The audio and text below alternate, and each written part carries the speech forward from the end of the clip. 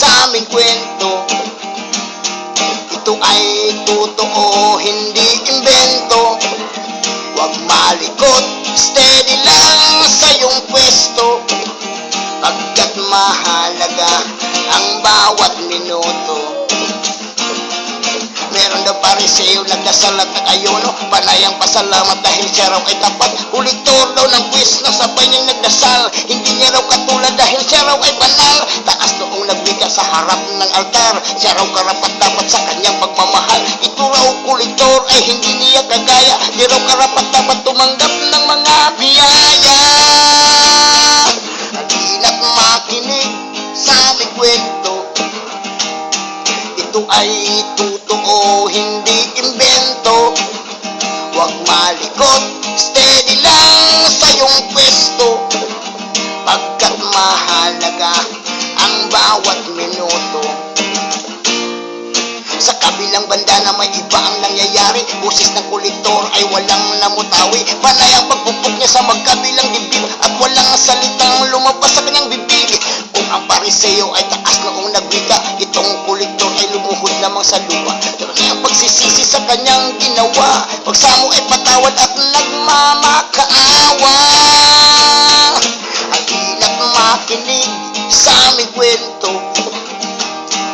Ito ay totoo, hindi imbento.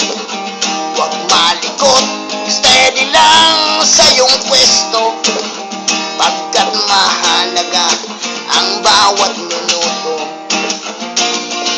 Panginoong Isus ay biglang umeksena, alin daw sa dalawa ang siyang nagdarasal lang tama? Ito bang pagyayabang ng isang pariseo o itong kolektor na yumuko lamang ng ulo? Mabuti bang gawa ay ipagmalaki o dapat lang magsisi sa iyong nagawang mali? Pagkat lahat tayo walang maipagyayabang, mabuti pang aminin lahat tayo ay makasalanan.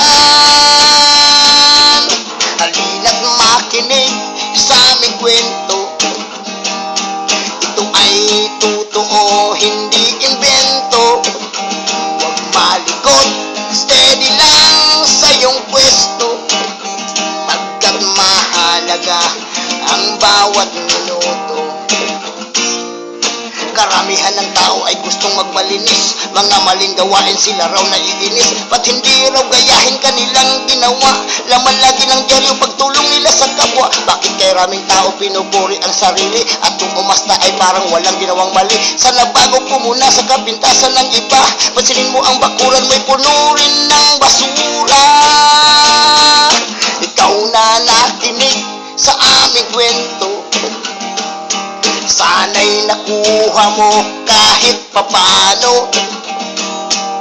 Lahat ng tao ay walang perpekto, at nangangailangan kay Jesucristo. Nangangailangan ka kay Jesucristo. Nangangailangan tayo kay Jesucristo.